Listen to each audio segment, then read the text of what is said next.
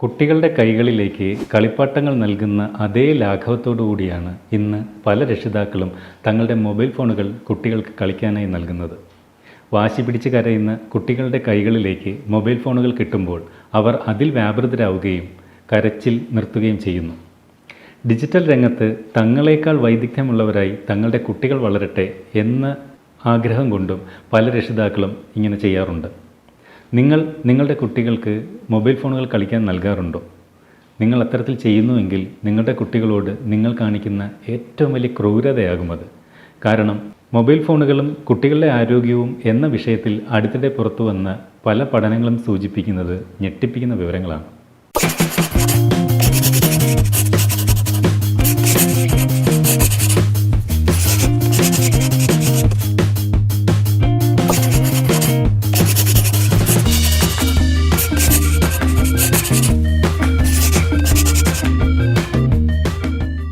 കുട്ടികളുടെ കണ്ണുകൾ വളർച്ചാഘട്ടത്തിൽ അഥവാ ഡെവലപ്പിംഗ് സ്റ്റേജിൽ ആയതിനാൽ ഫോണുകളുടെ ഡിസ്പ്ലേയിൽ നിന്നും വരുന്ന അപകടകരമായ പ്രകാശത്തെ ചെറുക്കാനാവില്ല.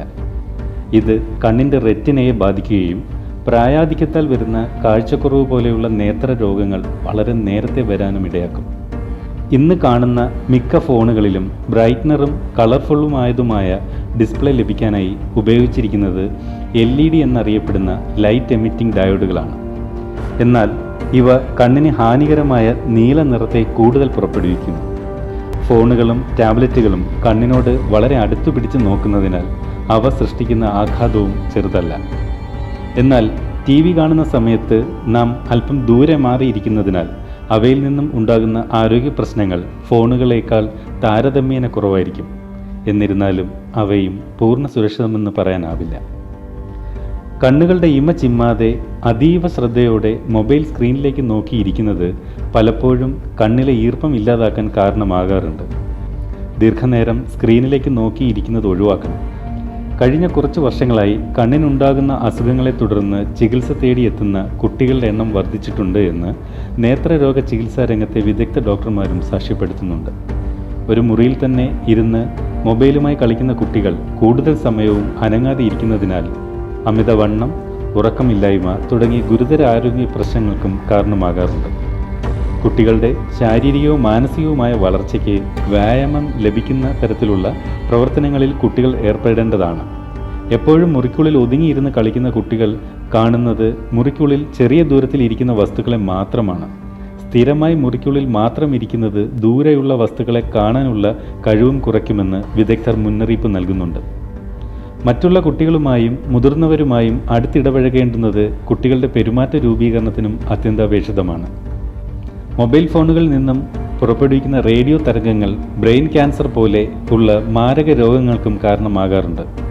മുതിർന്നവരെ അപേക്ഷിച്ച് കുട്ടികളുടെ തലയുടെ വലിപ്പക്കുറവും തലയോട്ടിയുടെ കട്ടിക്കുറവും ഇത്തരം റേഡിയോ തരംഗങ്ങൾ കൂടുതൽ പ്രശ്നം സൃഷ്ടിക്കാൻ ഇടയാക്കും. എന്തൊക്കെയാണ് ഇതിനായി നാം എടുത്തിരിക്കേണ്ട മുൻകരുതലുകൾ? 2 വയസ്സിൽ താഴെയുള്ള കുട്ടികൾക്ക് ഒരു കാരണവശാലും ഇത്തരം ഉപകരണങ്ങൾ നൽകരുത്. മൊബൈലുകൾ എപ്പോഴും നിശ്ചിത അകലത്തിൽ പിടിക്കുക.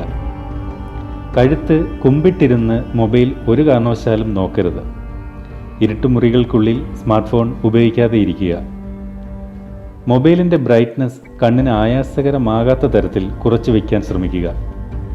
മൊബൈൽ ഉപയോഗിക്കേണ്ടി വരുന്ന അവസരങ്ങളിൽ കൂടെ ഇമ ചിമ്മാനും ഇടവേളകളിൽ സ്ക്രീനിൽ നിന്നും മാറി ദൂരെ നോക്കാനും കുട്ടികൾക്ക് നിർദ്ദേശം നൽകണം. 18 വയസ്സുവരെ വർഷാവർഷം കണ്ണുകൾ പരിശോധിച്ച് കുഴപ്പങ്ങളൊന്നുമില്ലെന്ന് ഉറപ്പുവരുത്തേണ്ടതാണ്. ഈ വീഡിയോ നിങ്ങൾക്ക് വേണമെങ്കിൽ നിഷ്കരണം തള്ളിക്കളയാം. എനിക്കോ നിങ്ങൾക്കോ യാതൊന്നും സംഭവിക്കില്ല. എന്നാൽ വാട്സപ്പിലൂടെയോ ഫേസ്ബുക്കിലൂടെയോ ഈ വീഡിയോ നിങ്ങളുടെ സുഹൃത്തുക്കൾക്ക് ഷെയർ ചെയ്ത് കൊടുക്കുകയും ചെയ്യാം. അങ്ങനെ ചെയ്താൽ ആരോഗ്യമുള്ള ഒരു യുവതലമുറയെ സൃഷ്ടിക്കുന്നതിൽ നിങ്ങളും പങ്കാളിയാവുകയാണ്. ഇനി തീരുമാനം നിങ്ങളുടേത് മാത്രമാണ്.